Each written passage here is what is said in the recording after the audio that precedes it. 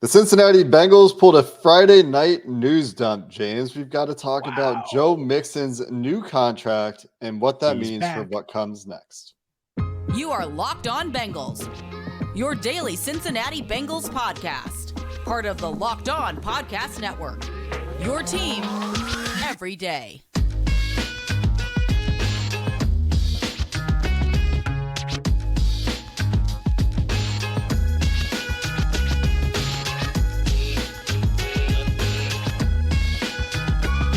What up, Bengals fans, and welcome to another episode of the Locked On Bengals podcast. I'm your host, Jake Lisco. He's your host, James Rapine. You can subscribe to this podcast anywhere you get your podcast or on YouTube.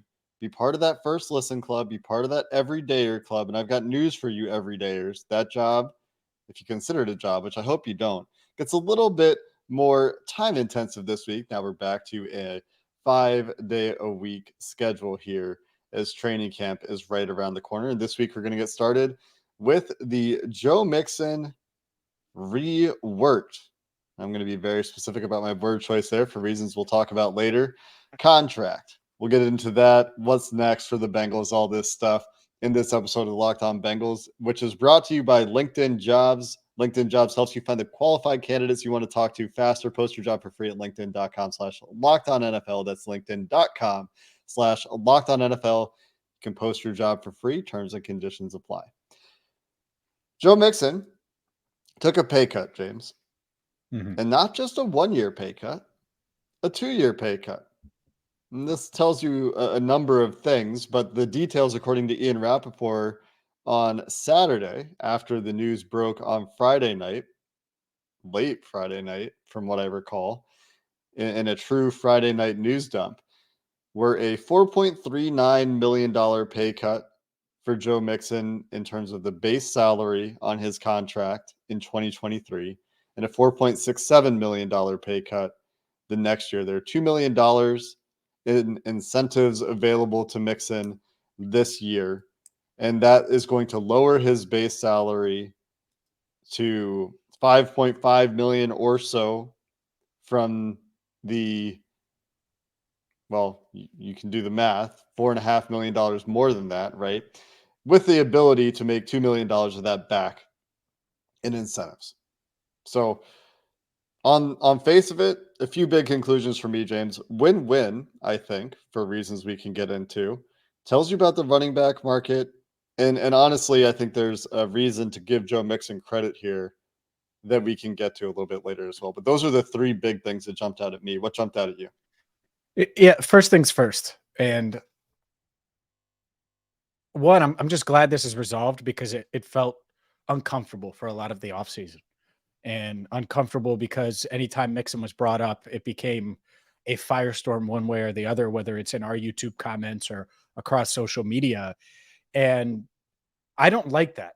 I don't like that the fact that Joe Mixon, who obviously came into the league in 2017, the Bengals loved him, picked him 48th overall, traded down, knew they were going to get him because of the off the field stuff, but loved the player. He was their second ranked running back on the board. And he delivered. He delivered for 6 years of keeping his nose clean. There was no off the field questions. There was no anything. He worked really hard. He kept a good attitude. He through all the bad times, and has been a leader on this team through this run over the past couple of years. So I like that he had the self-awareness to look at the market, understand that running backs in his draft class, Leonard Fournette, Dalvin Cook, Kareem Hunt, they're all out there. And instead of going out there into the running back forbidden forest, he said, nah, man, I want to stay here in Cincinnati. Because I think it could help cement his legacy from really good Bengal to, let's say he plays out this next 2 years in Cincinnati, which was not going to happen. Zero chance. He wasn't coming back in 2024. They weren't bringing him back for the money that he was due in 2023. That's why they reworked this deal, because the Bengals had all the leverage, which we talked about the entire time. He had the self-awareness to say, no, I want to stay in Cincinnati, because he has a chance now to go from really good player for about a half decade to, if the next couple of years go well, and he's a big part of them making another couple of playoff runs, we could be talking about a Ring of Honor type player. And there's going to be a lot of talk about the Ring of Honor this week. So that's the first thing, a few days removed from this. And the second one is that there's a reason you mentioned everydayers a few minutes ago. There's a reason if you're an everydayer or if you're new that you should continue to listen to Locked On Bengals, because we've been on this for months. And regardless of people saying, oh, you're just a Joe Mixon hater and you're looking at it wrong or this or that, or, when Mixon talked with Elise on Cincinnati Bengals Talk, he mentioned Mike Brown. The pay cut was always something that was going to be discussed. It was a matter of when, not if. And was he receptive or not? And I'm really glad he was. And it isn't about being a hater. It was about being honest about the situation based on what we heard, who we talked to, and just analyzing the situation, which is what our job is here on Locked On Bengals. So I'm glad, because you're right. The win-win part of this, I think Joe Mixon's legacy in Cincinnati has a chance to get much stronger. And not just that, I think the Bengals are better than if they had to cut him. I don't think Kareem Hunt is better than Joe Mixon, right? I'm not saying that. Or Leonard Fournette or whoever you want to say. Dalvin Cook wants way more than he's being offered right now by the Dolphins or other teams. So I think the Bengals got good value overall, and Mixon got good value because it's more than he would have gotten had they cut him. Yeah, from a contract perspective, Mixon still has about $5.5 million in base salary over the next 2 years of the deal. The way that they did the pay cut in each year, and that's really what it is a salary reduction over 2 years, works out to be $5.5 million, plus you would assume incentives over the next 2 years, which is down from about $10 million, a little bit more than $10 million next year, the next couple of years. So it's roughly a 45% salary reduction over the last 2 years of the deal. It's not a 45% reduction in the overall value of the contract, of course, because he got a big signing bonus, $10 million signing bonus. That hasn't gone down. The original contract was $48 million. This reduces it to $38 million for 4 years. Instead, you do the math, $10 million less in the value of the contract over 4 years, reduces the overall value of the contract by $2.5 million a year. Because he had those first 2 years in the bank, he had this signing bonus in the bank. And for Mixon, it's exactly that first factor. He doesn't have to go into, he called it the forbidden forest of the running back market, which is not a place you want to be. Aaron Jones took a pay cut and a restructure to stay with the Green Bay Packers. And the other guys, the other veterans from basically that time period that are on second deals are still out there, still waiting to figure out where their value is. You look at the free agent contracts that were signed by running backs this offseason, and we were shocked a couple of times at how low the value of some of those contracts was at the time. And that's when we were trying to piece together, like, what's the future of the running back room, right? Because we're like, oh, well, what about this free agent who ends up signing for $2.5 million or $3 million or something like that? And Joe Mixon on the higher end of those. And if you're Joe Mixon and you've done this rework of your deal, you're thinking, oh yeah, I can hit those $2 million of incentives and whatever the incentives are for next year. You're confident in your ability to go out there and escalate those numbers a little bit higher. So if you're Mixon, you avoid potentially having to take less. I don't know if you would have gotten this on the open market or not. We'll never know the answer to that question. I would have been shocked if he did, to be honest. I would have. I just don't think there's a market. Look at these guys that are out there. Yeah. I think it's tough. Like Zeke can't get 3 million. He can't even get 3. So it's tough out there for sure for running backs. So Mixon, I think, gets a decent deal with the chance that it goes higher, which I think is good for him. The Bengals get continuity at the position, and there are a few more things to talk about with the contract, I think, here that we'll get into in some specifics. And I also want to give Joe Mixon credit. It does initially, when it was just like a 1 year salary reduction where there were $2 million where you could still make up to $8 million in the year, which was the PFT original report. My initial thought was, well, maybe he couldn't have done better. And he's just really weighing his options out here. He gets to stay with the team, doesn't have to move. still can make decent money. But the 2-year salary reduction to try to stay with the team over 2 years, I think, does speak to his desire to stay with this team, where he, I think, believes it's his best fit and his best chance to win. And I think from a team friendly perspective, or whatever you want to call it, you give the player credit here, knowing the extensions the Bengals have to work with, which is part of the what's next conversation, which we'll get to a little bit later. But a little bit more on the contract I want to talk about too, James. So we'll continue that coming up next.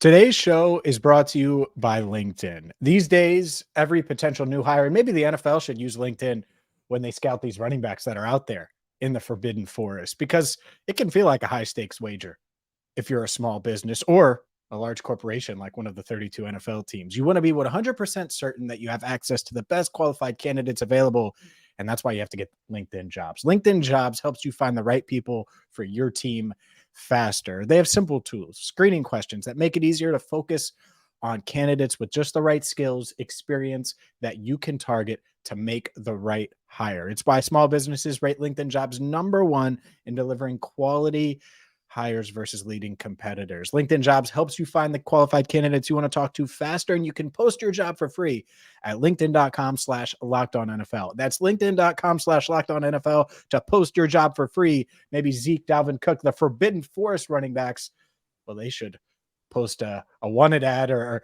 try to get a gig that way, because, well, Joe Mixon avoided it. Credit to him. LinkedIn.com/LockedOnNFL. Terms and conditions apply.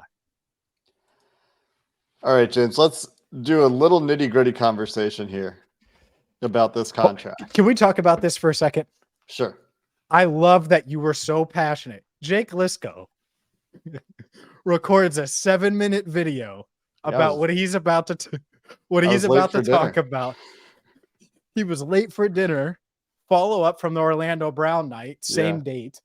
No. Not really. It's not really, but it's a fun callback for the everydayers. I love this.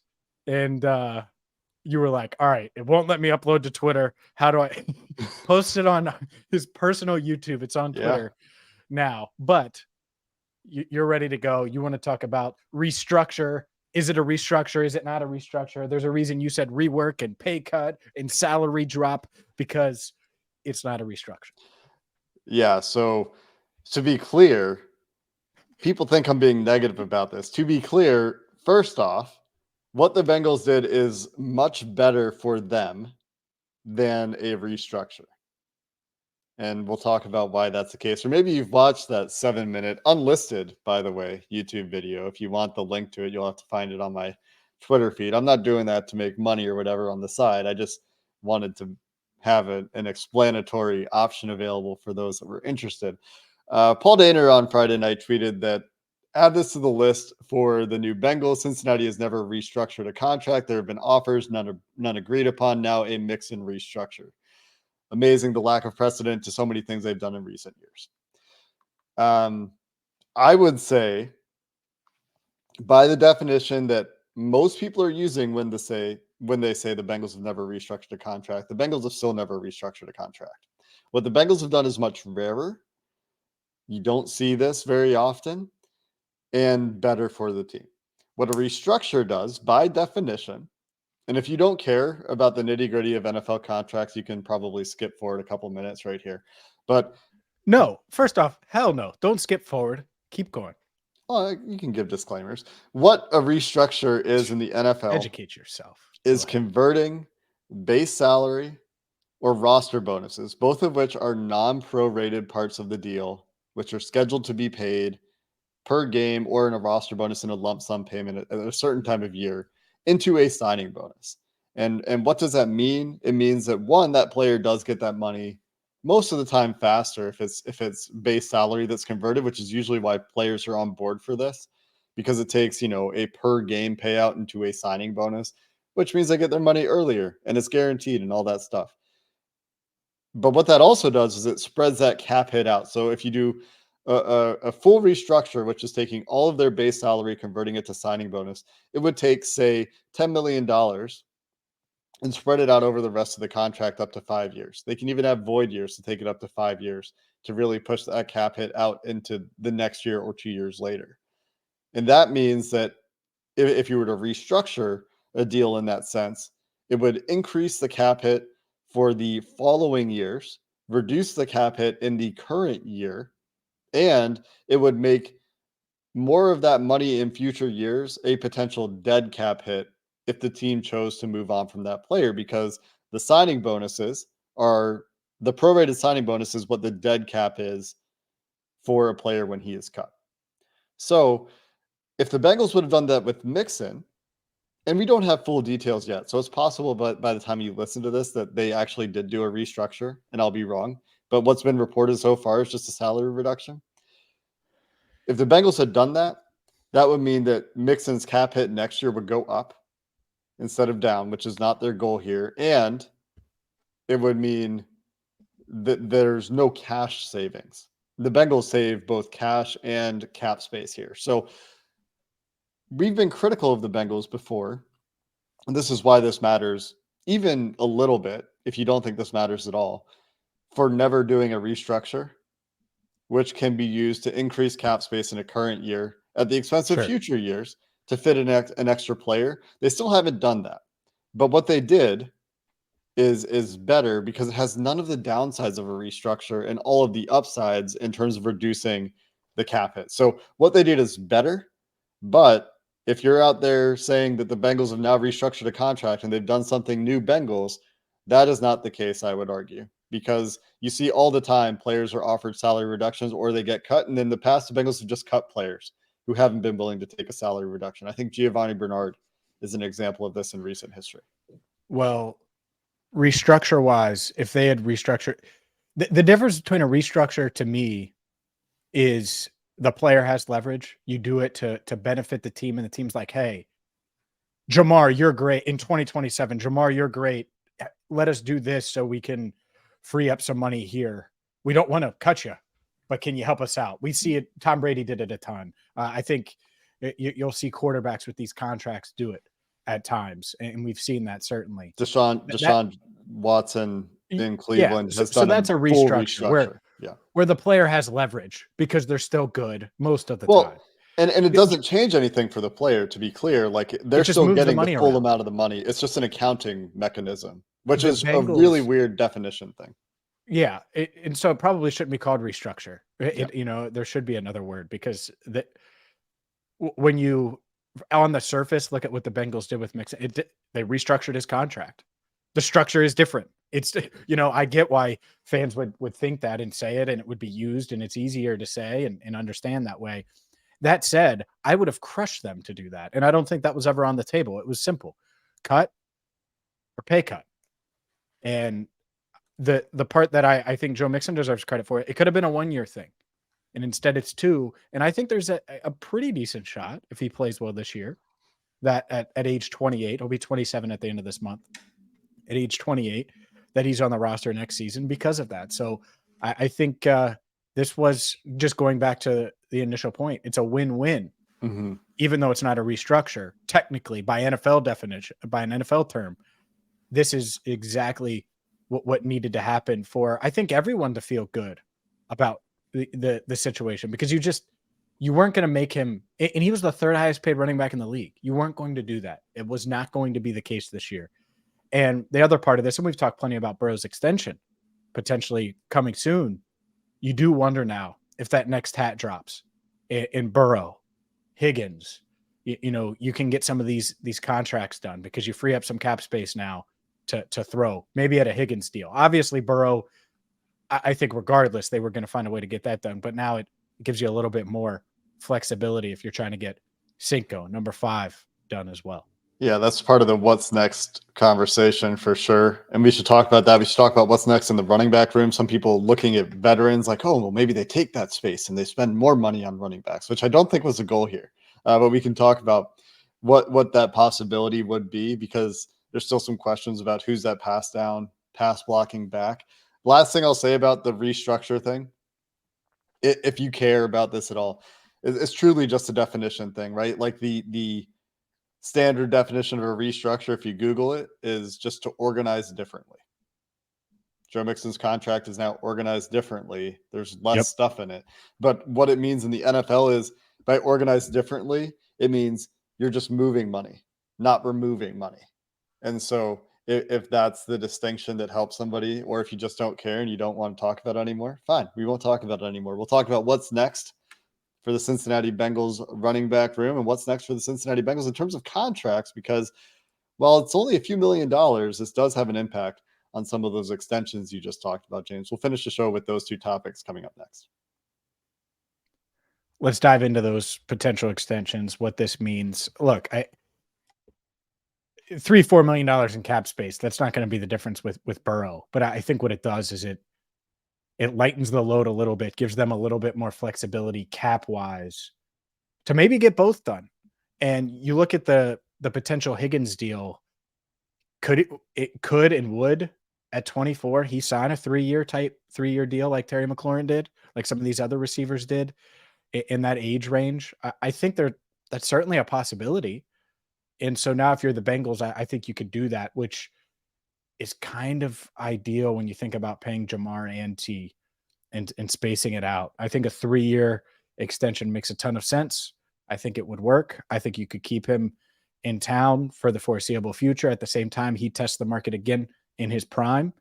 And so I think there's a decent shot here. And obviously the Burrow extension, that's going to be the first one to drop. I don't think they extend T or extend Logan Wilson, for example, or maybe a DJ Reader. I don't think they necessarily go that route with any of those guys until they get Burrow done. Yeah, Burrow's been the first domino for the extensions that we've been waiting for, but I think this Mixon contract resolution was clearly a prelude to whatever the rest of the offseason is going to look like for the Bengals. Their total cap space before the Mixon rework, reduction in salary, whatever you want to call it, was $14.9 million. It's now about $19.5 million. And Joe Burrow's extension, and Andre Parada has great tweets on this. At Andre Parada 13, we've had him on the show in the past to talk about the salary cap and all the implications of different contracts and contract projections, because he's really good at it. The Burrow extension is probably going to increase his cap hit in the current year because he's going to have a huge signing bonus as part of that deal, which is going to bring money in terms of cap hit into the current year. Could be from $7 million to $11 million, according to Andre.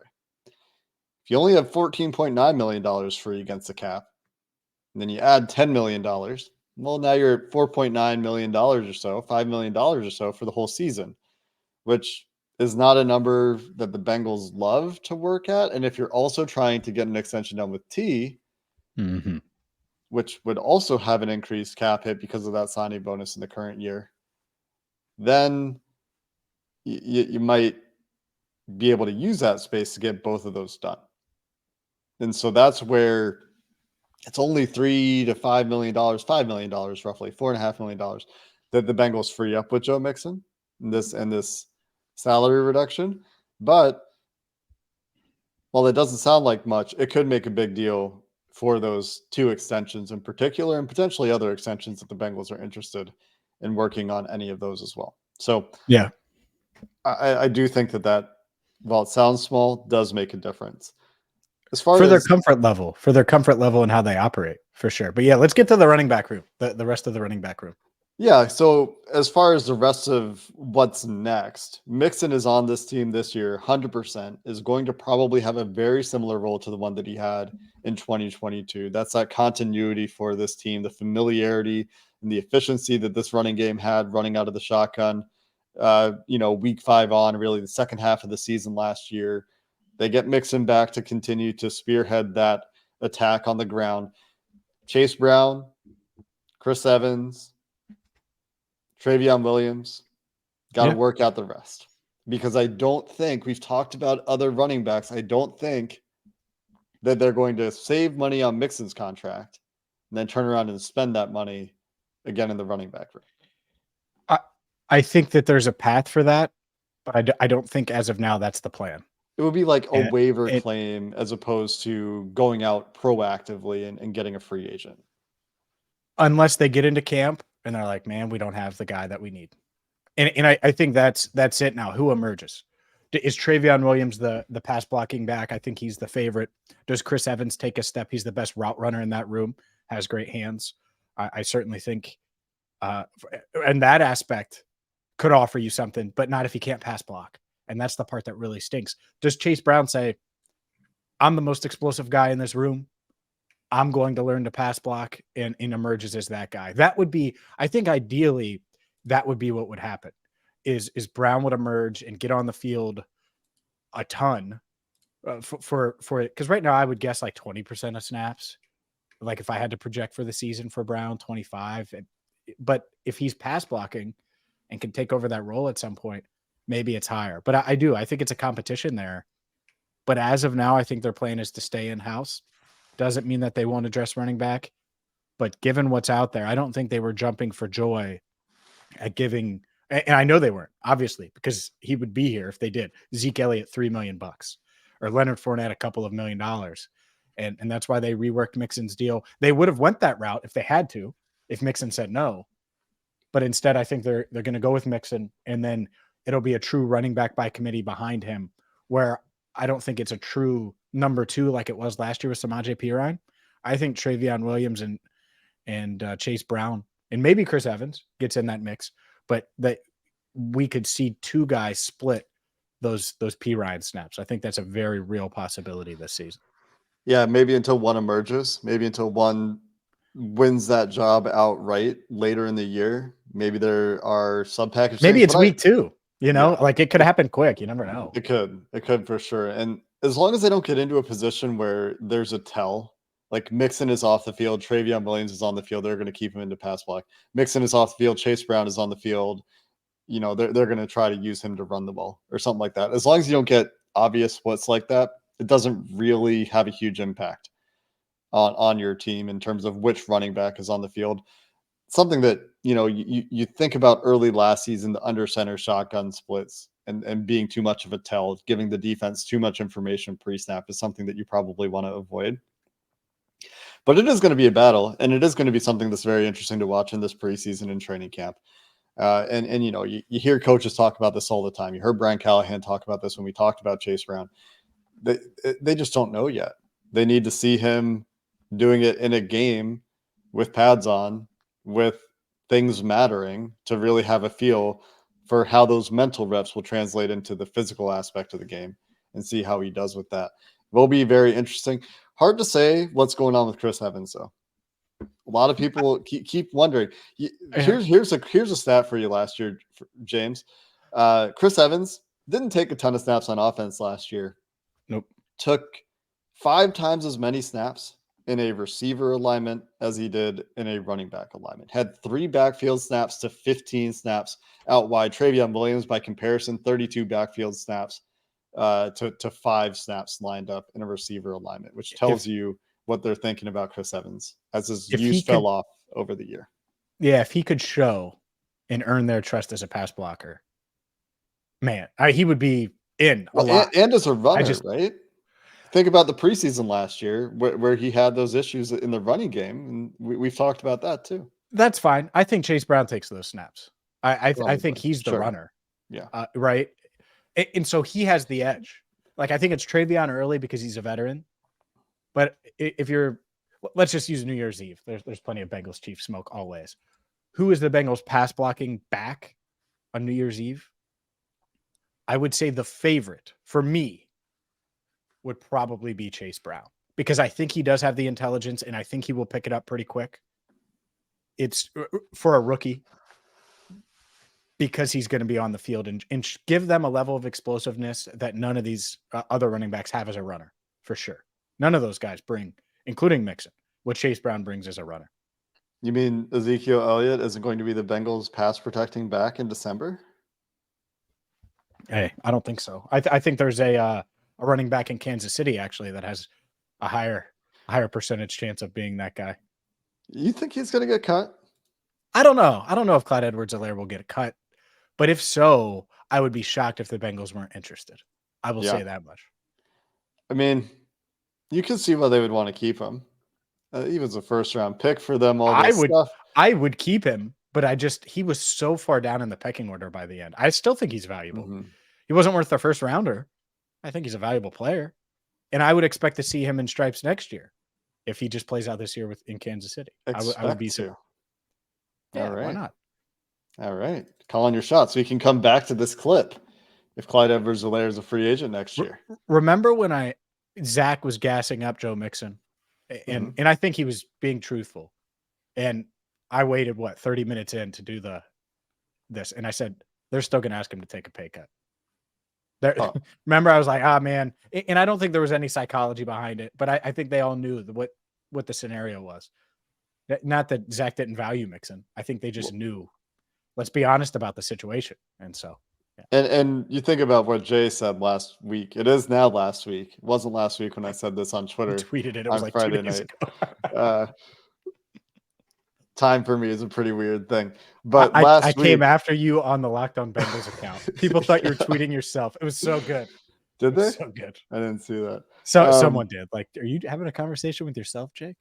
Anyway, Jay last week said that, the Bengals started this dialogue a while ago, which has since been reported by several others, and Joe Mixon still showed up for all the voluntary stuff. And that being the case, it tells you about where Joe Mixon's mind was at in terms of wanting to make it work, wanting to stay with the team, if all those things from a timeline perspective lined up, and that's how it went down.